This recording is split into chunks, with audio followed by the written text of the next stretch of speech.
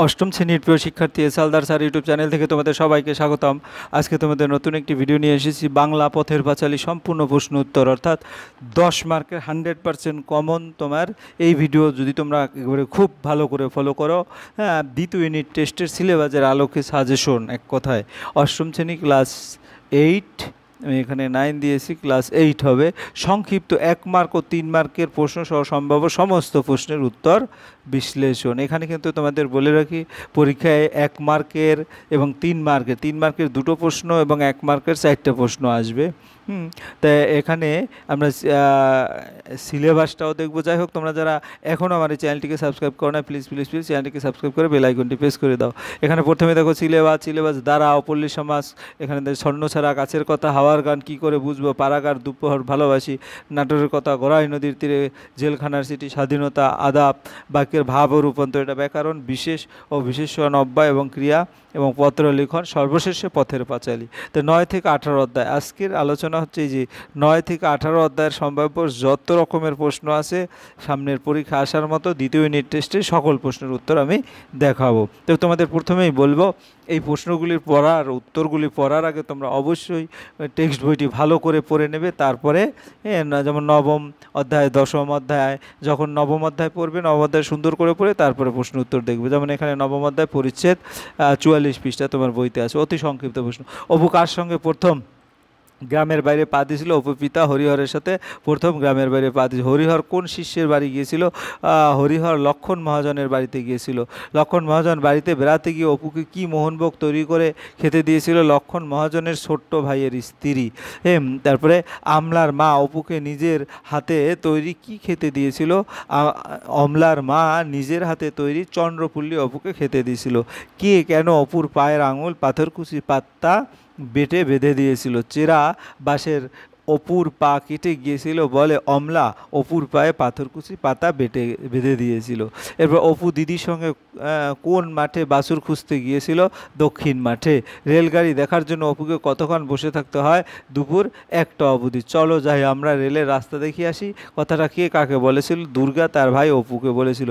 বাবা আমি রেলগাড়ি দেখব, কথাটা কে কাকে বলেছিল? রেলগাড়ি দেখা হয়নি কেন? কথাটি অপু তার বাবাকে বলেছিল, কারণ রেলগাড়ি দেখা হয় না, কারণ রেলগাড়ি আসতে 2 ঘন্টা দেরি ছিল। কোথায় কখন তাসের আড্ডা বসিত? দুপুর বেলায় রানু দিদি দিয়ে বাড়িতে, অর্থাৎ রানু দিদির বাড়িতে তাসের আড্ডা বসেছিল। গাঙ্গুলি বাড়িতে অপুর কখন নিমন্ত্রণ থাকে? চৈত্র মাসে রামনবমীতে দোলের দিনে। এরপরে তাহার বাবা লিখিল, ব্যাখ্যাভিত্তিক প্রশ্ন, যেটা 3 মার্কের।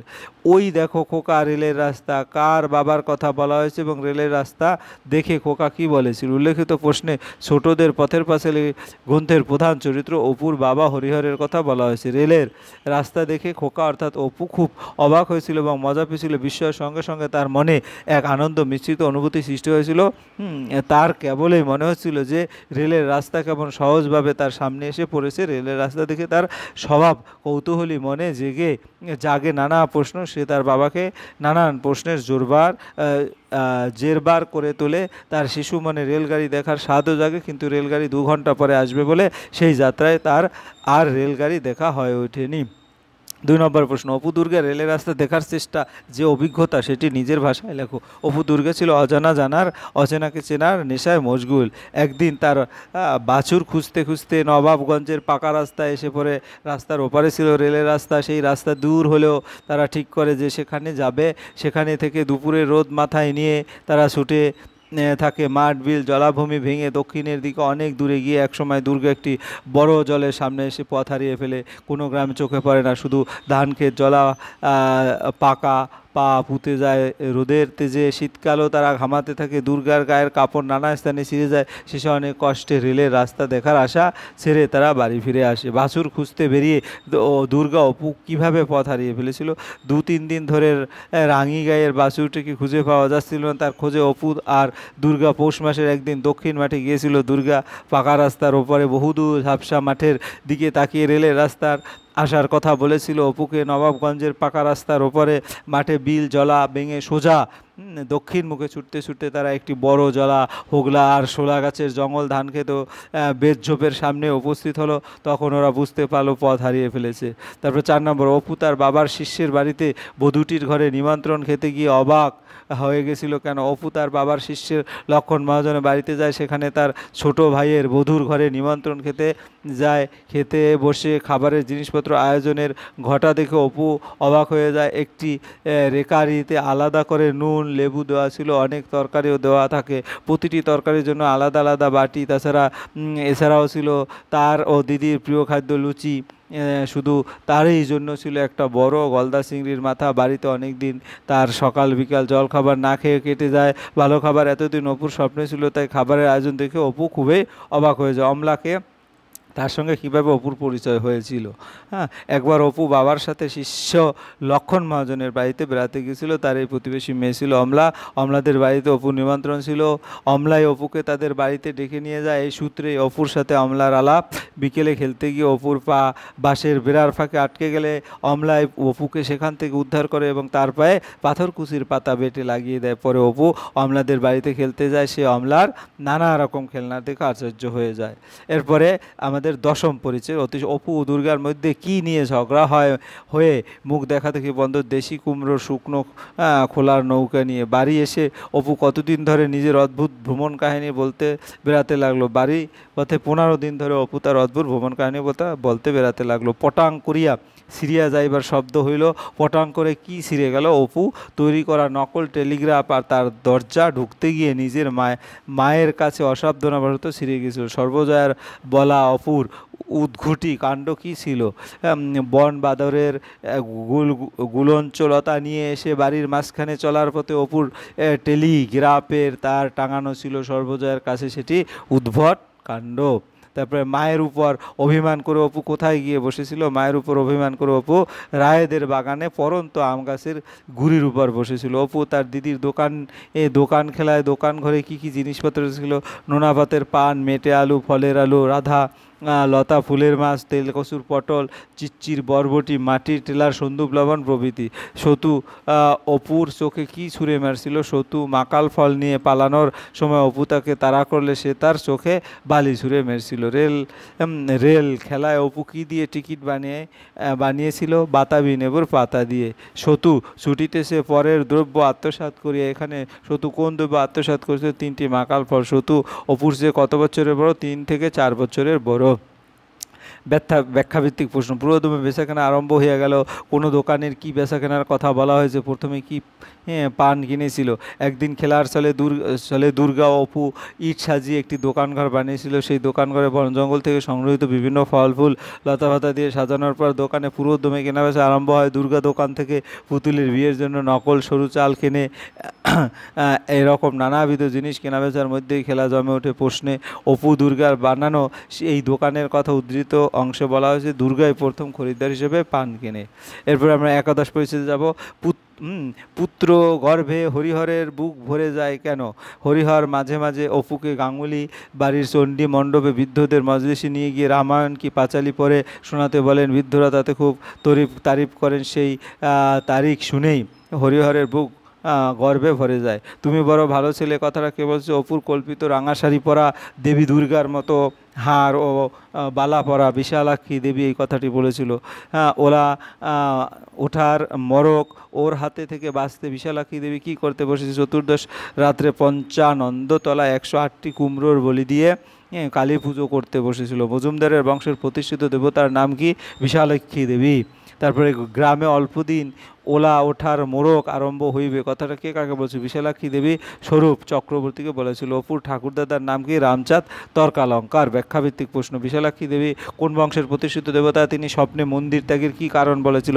অপুদের বাড়িতে কাছাকাছি বনের মধ্যে মজা পুকুরের পারে ভাঙা মন্দির দেবী বিশালাক্ষী ছিলেন গ্রামের মজুমদার বংশের প্রতিষ্ঠিত দেবী। একসময় কোনো এক বিষয়ে সফলতা পেয়ে মজুমদারের দেবীর মন্দিরে নরবলি দেন। এতে দেবী রেগে গিয়ে স্বপ্নে জানিয়েছিলেন যে তিনি মন্দির ত্যাগ করে চলে গেলেন, আর কখনো ফিরবে না। এইসব ঘটনা অনেককাল আগের। বিশালাক্ষী দেবীর পূজা দেখেছে এমন কোনো লোক গ্রামে আর বেঁচে নেই।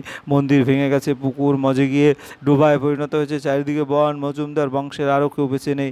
এখানে ষোড়শী মেয়ে রূপ ধরে। স্বরূপ চক্রবর্তীকে দেবী বলেছিলেন যে গ্রামে ওঠা ও মরক লাগবে। গ্রামের লোকেরা যেন 108টি কুমড়ো বলি দিয়ে চতুর্দশে রাতে কালী পুজো করে। গ্রামে অল্প দিনে ওলা ওঠার মরক আরম্ভ হবে, কে বলেছিল এই মরক থামাতে? সে কি ব্যবস্থা নিয়েছিল? নিশ্চিন্দপুরের গ্রামের এক বাসিন্দা স্বরূপ চক্রবর্তীর সামনে সুন্দরী মেয়ে রূপে উপস্থিত হয়ে গ্রামের বিশালাক্ষী দেবী কথা বলেছিলেন। ষোড়শী বালিকারূপী বিশালাক্ষী ঠাকুর স্বরূপ চক্রবর্তীকে জানান যে চতুর্দশ রাত্রে 55 তলা 108টি কুমড়ো বলি দিয়ে কালী পুজোর করলেই একমাত্র এই বিপদ থেকে রক্ষা পাওয়া যেতে পারে।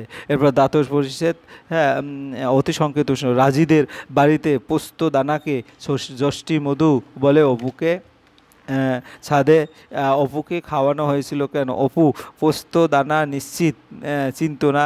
রাজীবদের বাড়ির ছাদে রোদে শুকাতে দেওয়া পোস্ত দানার নাম জানতে চাইলে রাজীব তাকে যষ্টি মধু বলে খাওয়ায়। বাহ, খেতে ঠিক মাংসের মতো না দিদি? কোনো জিনিস খেতে ঠিক মাংসের মতো মনে হয়েছিল? মায়ের হাতে রান্না পাতাল করে তরকারিটা খেতে অপুর কাছে ঠিক মাংসের মতো মনে হয়েছিল। রাজিদি অপুকে ষষ্ঠী মধু বলে কি খাইয়েছিল? পোস্ত দানা। হ্যাঁ, তাহার মুখে স্বর্গীয় তৃপ্তিতে ভরে উঠিল। কাহার মুখ কেন স্বর্গীয় তৃপ্তিতে? পাতাল কোরের তরকারি খেয়ে দুর্গার মুখ স্বর্গীয় তৃপ্তিতে ভরে উঠেছিল। এরপর ব্যাখ্যাভিত্তিক প্রশ্ন, আজ যেন একটি উৎসবের দিন, কখন কেন দুর্গার এরূপ মনে হয়েছিল? দুর্গাপূজার আর 22 দিন বাকি ছিল। দুর্গা মনে মনে হিসাব করে রেখেছিল তার বাবা বাড়ি ফিরবেন ওই কটা দিন পরে। এই কথা ভেবেই তার মনে আনন্দে পরিপূর্ণ হয়েছিল। তার মনে হয়েছিল বাবা, অপু, মা এবং তার জন্য পুতুল, কাপড়, আলতা আনবেন। এছাড়া সেদিন রাতে তাদের বাড়িতে রান্নার আয়োজন হয়েছিল। সাধারণত তাদের বাড়িতে রাতে রান্না হয় না, সকালে বাসি ভাত তরকারি দিয়েই তারা রাতে খাওয়া সেরে নেয়। তাই সেই রাতে রান্নার আয়োজনও কয়েকদিন পর বাবার বাড়ি ফেরার আনন্দে, হ্যাঁ, মিলে মিশে দিনটা তার কাছে উৎসব মুখর হয়ে উঠেছিল। এবার 13 অধ্যায়ের, হ্যাঁ, অপু কড়ি খেলতে কোথায় গিয়েছিল? অপু কড়ি খেলতে জেলপাড়ায় গিয়েছিল। কোথায় কড়ি খেলার আড্ডা জমত? জেলপাড়ায় তেঁতুলতলায়। অপু বলিল, এই কড়ি খেলবি? অপু কাকে কড়ি খেলার কথা বলছিল? অপু জেলপাড়ার বঙ্কাকে। পটি কড়ি জিতে কোথায় রাখতো? পটু কড়ি জিতে গোজের মধ্যে রাখতো। ব্যাখ্যাভিত্তিক প্রশ্ন, হ্যাঁ, বাঁকা কঞ্চি অপুর জীবনে এক অদ্ভুত জিনিস। উক্তিটি তাৎপর্য লেখো। বাঁকা কঞ্চি পেলে অপু সারাদিন বাঁশবাগানের পথে নদীর ধারে ঘুরে বেড়ায়। বাঁকা কঞ্চিটি হাতে কখনো সে হয়ে ওঠে দোকানি, কখনো সেনাপতি, কখনো রাজপুত্র, আবার কখনো সে নিজেকে মহাভারতের অর্জুন বলে মনে করে। সেসব পরিকল্পনা করে সে আপন মানে বীর বীর করে বেড়ায়। কঞ্চি হালকা ও বাঁকা হলেই তার আনন্দ পূর্ণ হয়। তাকে এরকম আপন মানে বকবক করতে দেখলে অন্যরা পাগল ভাববে বলে কঞ্চি নিয়ে অপু মানুষজনের থেকে আড়ালে নদীর ধারে বাঁশবনের তেঁতুলতলায় ঘোরে। এসবের খবর শুধু তার দিদি দুর্গা জানে, দিদি ছাড়া কেউ না যায়। অপুর সঙ্গে বাঁকা কঞ্চির কী সম্পর্ক অপু নিজে জানে না। এই বাঁকা কঞ্চি তার কাছে কি, তাই লেখক প্রশ্ন উদ্ধৃতি কথাটি বলেছিলেন। এরপরে 14 অধ্যায়, অপু গল্পের বই খুঁজতে গিয়ে সে যে বই পেয়েছিল তার নাম কি? সর্বদর্শন সংগ্রহ। সর্বদর্শন সংগ্রহ বইটিতে মানুষের ওড়ার ব্যাপারে কী ছিল? সর্বদর্শন বইটিতে লেখা ছিল যে পারস শকুনের ডিমে রেখে 2 দিন রোদ দেওয়ার পর তা মুখের মধ্যে রাখলে মানুষ উড়তে পারবে। অপু সর্বদর্শন বইটি কোথায় লুকিয়েছিল? নিজের ডালা ভাঙা বাক্সটার মধ্যে। অপু কার কাছ থেকে শকুনের ডিম সংগ্রহ করছিল? অপু হিরু নাপিতের কাঁঠালতলার এক পাড়ার রাখালের কাছ থেকে 4 পয়সাও কিছু করেই বিনিময়ে শকুনের ডিম সংগ্রহ করেছিল। হ্যাঁ, তারপর ব্যাখ্যাভিত্তিক প্রশ্ন, শূন্যে ওড়ার ক্ষমতা অর্জুনের জন্য অপু কী করেছিল? একদিন কৌতূহলী বালক অপু, এটা ভালো করে তোমরা পড়বে। তারপরে ভুলো কুকুরকে নিয়ে দুর্গা কীভাবে আমোদ উপভোগ করতো, এটাও তোমরা কিন্তু ভালো করে দেখে পড়বে। আমি পরের প্রশ্নে চলে যাব। এরপর 15 অধ্যায়, অপু কাকে দাদু বলে ডাকতো? নরোত্তম দাস বাবাজিকে অপু দাদু বলে ডাকতো। তাহলে এবার তুমি আমায় সেই বইখানা ছবি দেখাও। নরোত্তম দাস দাদু অপুকে কোনো বইয়ের ছবি দেখেছিল? প্রেম ভক্তি চন্দ্র। অপু নরোত্তম দাসের বাড়ি থেকে কোন ফুল কুড়িয়ে নিয়ে আসে? মুসকন্দ চাপা ফুল। ব্যাখ্যাভিত্তিক প্রশ্ন, বৃদ্ধ নরোত্তম বাবাজির সঙ্গে অপুর কীভাবে ভাব হয়েছিল, এটা ভালো করে তোমরা এখান থেকে পড়ে নেবে।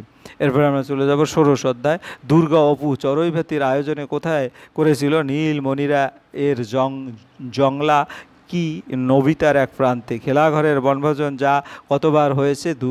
ধুলার ভাত, খাপড়ার আলু ভাজা এবং কাঁঠাল পাতালি লুচি। অপু দুর্গার বনভোজন পরে এসে কে যোগ দিয়েছিল? ওপাড়ার কালীনাথ চক্রবর্তী মেয়ে বিনি। অপু দুর্গার বনভোজন কি কি রান্না হয়েছিল? ভাত, মেটে আলু আর বেগুন ভাজা। তারপরে ব্যাখ্যাভিত্তিক এই প্রশ্ন, অপু দুর্গা চড়ুইভাতির আয়োজনে কীভাবে করেছিল তার সংক্ষেপে লেখো, ভালো করে এখান থেকে পড়ে নিবে। এরপরে 16 পরিচ্ছেদ মানে 17 পরিচ্ছেদ, হ্যাঁ, ভুবন মুখার্জির বাড়িতে কার বিয়ে ছিল? ভুবন মুখার্জির বাড়িতে রানু দিদির বিয়ে ছিল। ভুবন মুখার্জির বাড়ির বিয়েতে কী হারিয়েছিল? সোনার সিঁদুরের কৌটো, কার সিঁদুরের কৌটা হারিয়েছিল? টুনির মায়ের। হারিয়ে যাওয়া সোনার সিঁদুরের কৌটার জন্য কাকে চোর সন্দেহ করা হয়েছিল? দুর্গাকে। হ্যাঁ, চোর অপবাদে মায়ের হাত থেকে দুর্গাকে কে বাঁচিয়েছিলেন? মারার হাত থেকে দুর্গাকে টুনির মা বাঁচিয়েছিলেন। পাকা চোর, চোর অপবাদ কাকে কেন দেওয়া হয়েছিল, তাকে কিভাবে শাস্তি দেওয়া হয়েছিল, কিভাবে রক্ষা পেয়েছিল, ভালো করে প্রশ্নটা পড়ে নেবে, এটাও কিন্তু ইম্পর্ট্যান্ট একটা প্রশ্ন। এরপরে আমরা সর্বশেষ 18 অধ্যায় যাব। যাত্রা কোথায় হবে? হ্যাঁ, বারোয়ারি তলায়। যাত্রাদল কিসে করে আসবে? গরুর গাড়িতে করে আসবে। হ্যাঁ, কতটা গরুর গাড়ি যাত্রাদল এসেছিল? 5টা গরুর গাড়িতে। অপু পূর্ব আপা কয় মাস বাড়ি থাকে না? 9 মাস বাড়ি থাকে না। যাত্রা দেখতে যাওয়ার সময় অপুর দিদি দুর্গা কত পয়সা দিয়েছিল? 2 পয়সা। দিদি দুর্গা পয়সা দিয়ে কি কি কিনে খেতে বলেছিল? মুরগি নিয়ে নয়তো লুচি। অপুকে ঝোল করে দেওয়ার জন্য দুর্গার মা দুর্গাকে কিসের পাতা আনতে বলেছিল? রানুদের বাগান থেকে 2টো সাদা গন্ধ বেদালি পাতা আনতে বলেছিল। দুর্গা তার পিসিমার কাছ থেকে ছেলেবেলায় যে ছড়া শিখেছিল তা লেখো। হলুদ বনে বনে নাক ছবিটি হারিয়ে গেছে, সুখ নেই কো মনে। হ্যাঁ, এরপরে ব্যাখ্যাভিত্তিক যে প্রশ্ন, 10-12 দিন সন্ন্যাসী নাচনের পর চড়কের পূর্বরাতে নীল পূজা আসছিল। সন্ন্যাসীর নাচন কি? নীল পূজার দিন বিকেলে দুর্গা অপু কী করেছিল? চড়ক পূজার সময় সন্ন্যাসীর দল বাড়ি বাড়ি নাচ গান করে। গৃহস্থ বাড়ি থেকে সন্ন্যাসী বাড়ি পুরনো কাপড় চাল পয়সা ঘরা দেওয়া হয়। এই প্রথাকে সন্ন্যাসী নাচন বলে। নীল পূজার দিন বিকেলে দুর্গা অপু নদীর ধারে সন্ন্যাসীদের কাঠ ভাঙা দেখতে গিয়েছিল। সেখানে ভুবন মুখার্জির বাড়ির মেয়েদের সঙ্গে তাদের দেখা হয়েছিল। টুনো বলছিল সেদিন রাতে সন্ন্যাসীরা শ্মশান জাগাতে যাবে। দুর্গা সন্ন্যাসীর মরার মুন্ডু নিয়ে আসার ছড়া শুনিয়েছিল। রানু বলছিল যে সেদিন রাতটা ভালো নয়, তাই বাড়ি ফিরে যাবে। দুর্গা রানুদের সঙ্গে চলে গেলেও অপু গেল না। তারপর প্রচণ্ড মেঘ করে এলে অপু ভয়ে ভয়ে বাড়ি ফিরে এসেছিল। পথে নীরার ঠাকুরমার সঙ্গে তার দেখা হয়। অপুর মনে হয় তার চারিদিকে কটু গন্ধে ভরে গিয়েছে। অবশেষে নীরার ঠাকুমা তাকে বাড়ির পথে এগিয়ে দিয়ে যায়। এই হচ্ছে তোমার টোটাল দ্বিতীয় ইউনিট টেস্টের যত রকমের প্রশ্ন আসার মতো সম্পূর্ণ প্রশ্ন। তোমরা যদি ভিডিওটা খুব ভালো করে দেখো এবং টেক্সট বইটা পড়ার পরে তাহলে আশা করি তোমাদের এই যে দ্বিতীয় ইউনিট পরীক্ষায় পথের পাশাপাশি যে 10 মার্ক আসবে, তোমরা 100% কমন বাঁধবে। পরিশেষে বলবো, তোমরা যারা এখনও আমার চ্যানেলটিকে সাবস্ক্রাইব করো না, প্লিজ চ্যানেলটিকে সাবস্ক্রাইব করে বেল আইকনটি প্রেস করে দাও। ভিডিওটি দেখার জন্য অসংখ্য ধন্যবাদ। ভিডিওটি ভালো লাগলে লাইক কমেন্ট শেয়ার করতে বলো না। আজ এই পর্যন্তই। ধন্যবাদ সকল।